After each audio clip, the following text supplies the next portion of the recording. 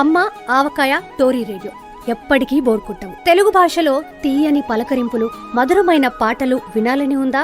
అయితే Android, ఐఫోన్లో Tori radio యాప్ని download చేసుకోండి, లేదా telugu1radio.com ద్వారా కూడా వినొచ్చు.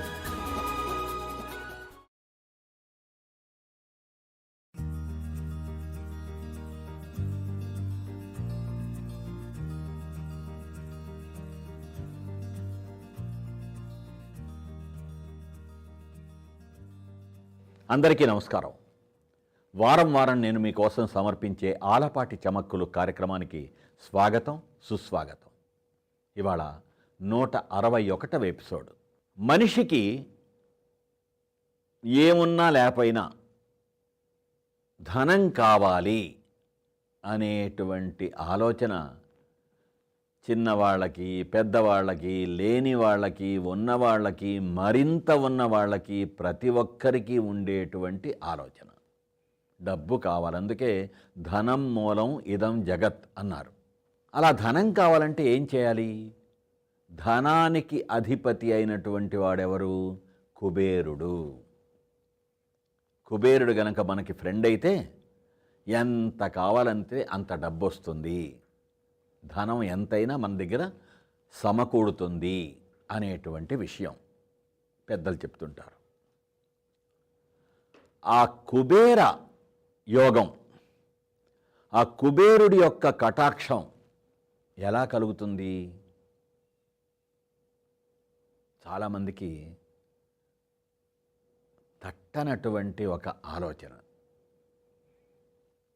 మనకున్నటువంటి అనేక నమ్మకాలలో ఒకదాన్ని గురించి ఇవాళ మనం మాట్లాడుకోబోతున్నాం. ధనానికి అధిపతి అయినటువంటి కుబేరుడి యొక్క కటాక్షం పొందాలి అంటే పూజించాల్సింది కుబేరుణ్ణి కాదట. మన పెద్దలు చెప్తున్నటువంటి ఒక మాట ఇది. సాక్షాత్తు కలియుగ ప్రత్యక్ష దైవమైన శ్రీ వెంకటేశ్వర స్వామి వారినట. అనేక మంది సప్తగిరులలో వేంచేసి ఉన్నటువంటి శ్రీ వెంకటేశ్వర స్వామి వారి యొక్క మహిమలని తమ తమ జీవితాలలో జరిగినటువంటి అనుభవాల ఆధారంగా అందరికీ చెప్పారు. అటువంటి వాటిల్లో ఇవాల్టి మన ఎపిసోడ్లో మనం మాట్లాడుకుంటున్నటువంటి విషయం ఒకటి. ఇవన్నీ పుక్కిటి పురాణాలు, ఏదో కల్పితాలు, ఇవన్నీ జరిగేనా చచ్చేనా అని ఆలోచించటం కూడా మన మస్తిష్కం చేసేటువంటి పని. కొన్నిసార్లు మనం మాట్లాడుకున్నాం, మన్ చంగా తో కఠౌతీ మే గంగా అనేటువంటి ఒక హిందీ సామెత ఉంది. అంటే మనసు గనక పరమ నిష్ఠతో గనక ఏదైనా అనుకుంటే అది జరుగుతుంది. దాన్నే మన వాళ్ళు యద్భావం తద్భవతి అని చెప్పి అంటాం. ఇంకో మాట కూడా మనం చాలాసార్లు వింటూ ఉంటాం, తథాస్తు దేవతలు సంచరిస్తూ ఉంటారు పైన. నువ్వేదన్నా అనుకుంటే అంటే తథాస్తు తథాస్తు తథాస్తు అంటుంటారు వాళ్ళు. ఇవన్నీ మన జీవితంలో చాలాసార్లు విన్న మాటలు, మనం కూడా అన్న మాటలు. అయితే ఏదో వింటాం, అంటాం, అలా వింటూ అంటూ ఉంటాం, కానీ కొన్నిటిని మనం మర్చిపోతూ ఉంటాం, ఎక్కడెక్కడ వదిలేస్తాం. అటువంటి విషయాలలో ఒకటి ఈ గట్టిగా అనుకుంటే అవుద్దిన సినిమాలో హీరోయిన్ చెప్పిందే, అటువంటి మామూలు మాటల్లో చెప్పినటువంటి పరమ సత్యం ఒకటి. అందుకే ఎప్పుడూ మంచే అనుకోవాలి. మన గురించి కానీ ఇతరుల గురించి కానీ చెడు అనుకోవద్దు అనేటువంటి ఒక ముఖ్యమైన విషయం కూడా ఈ సందర్భంగా మనం ప్రస్తావించుకోవాలి. ఈ తిరుమల శ్రీవారి గురించి, ఆయన చూపించిన మహిమల గురించి, ఆ మహిమల ఫలాలని అందుకున్న వాళ్ళు చెప్పిన అనుభవ విషయాల గురించి తర్కాన్ని పక్కన పెట్టి నమ్మగలిగే వాళ్ళందరికీ అవును అలా అంతా జరిగింది కదా, వాళ్ళకే కాదు మనకి జరిగింది కదా అనేటువంటి వాళ్ళు కోకొల్లలు ఈ ప్రపంచంలో.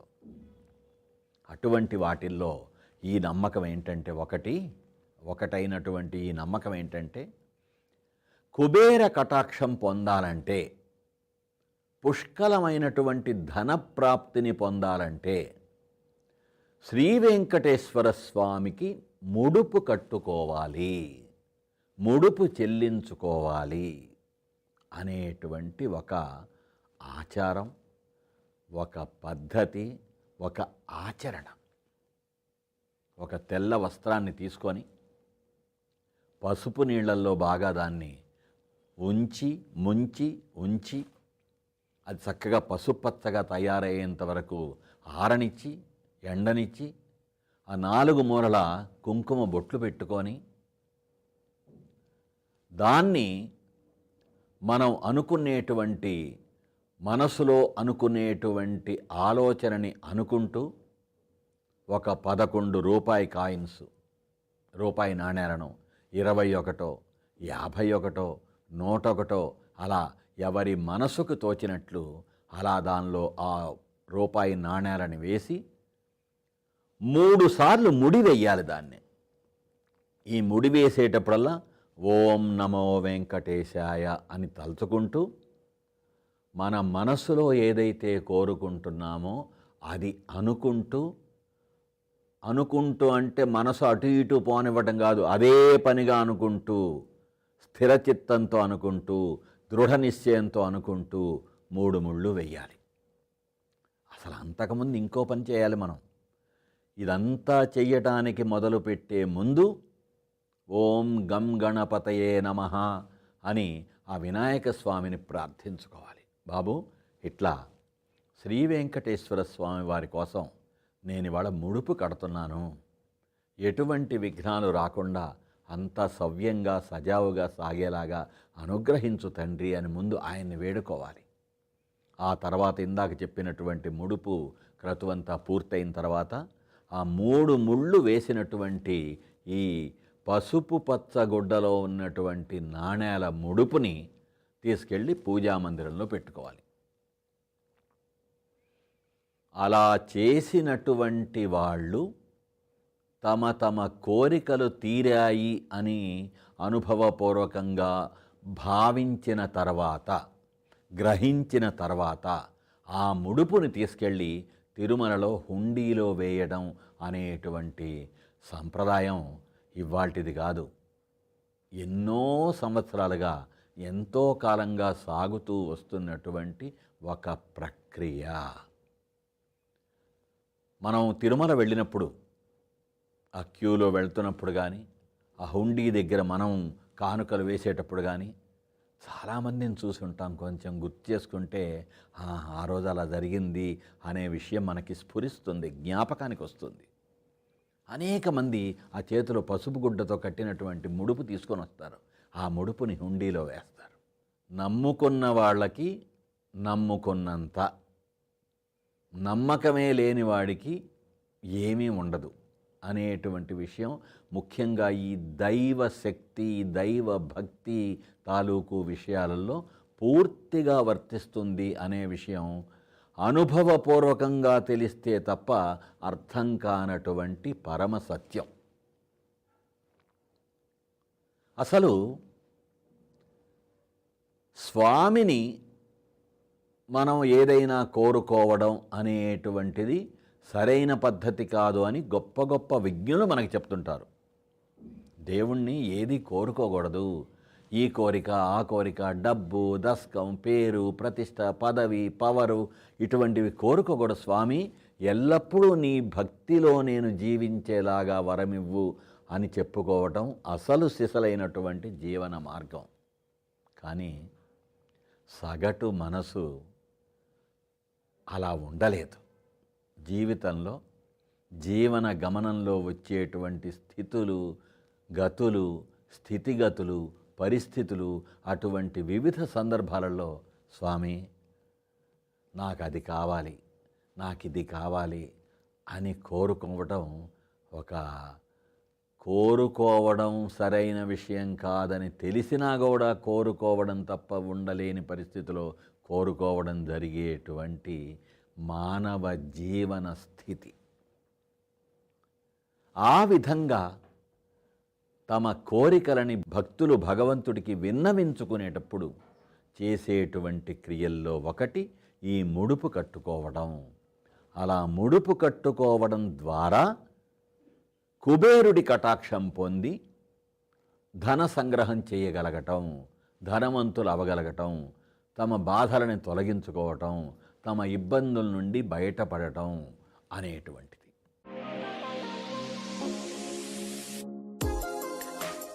ఇక ఇవాల్టి కొసమెరుపులో ఇందాక మనం ఒక మాట చెప్పుకున్నాం. భగవంతుడిని కోరుకోవలసింది ఎల్లప్పుడూ నీ భక్తి మాకియ్యవయ్యా అని కదా అని అనుకున్నాం కదా. మనం అనేక సార్లు ఆలయానికి వెళ్ళినప్పుడు అక్కడ స్వామి దర్శనం చేసుకొని అర్చనో అభిషేకమో ఇంకో సేవా కైంకర్యమో పూర్తయిన తర్వాత ఆ తీర్థ ప్రసాదాలు తీసుకొని శఠగోపం శిరస్సున తాల్చి బయటికి వెళ్ళే ముందు అక్కడ ఆలయ ఆవరణలో కానీ మెట్ల మీద కానీ కాసేపు కూర్చుంటాం. అందరం చేసే పని కదా. ఆ సమయంలో ఏం ఆలోచించాలి?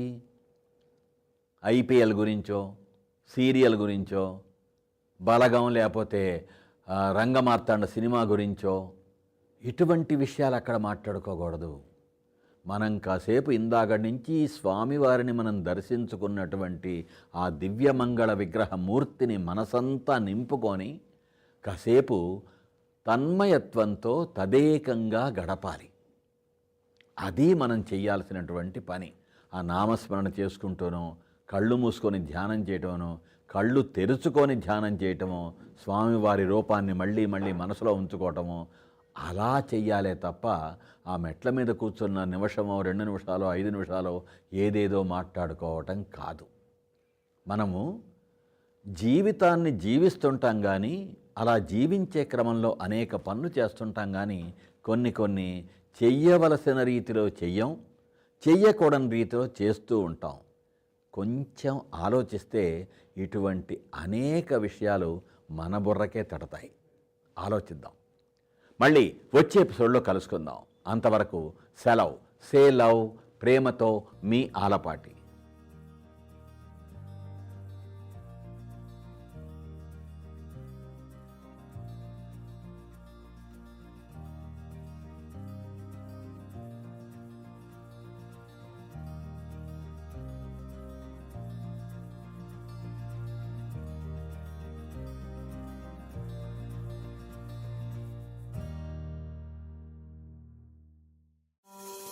ప్రపంచవ్యాప్తంగా ఉన్న తెలుగువారిని ఆత్మీయంగా పలకరిస్తూ అందరినీ ఏకం చేసే వారధి టోరీ రేడియో. మాటలైన, పాటలైన, వినోదమైన, వార్తలైన, ఆరోగ్యమైన, విజ్ఞానమైన టోరీ రేడియో ఉంటే చాలు. సరదా మాటలతో బోలెడంత సమాచారం మీ చేతుల్లో ఉన్నట్టే.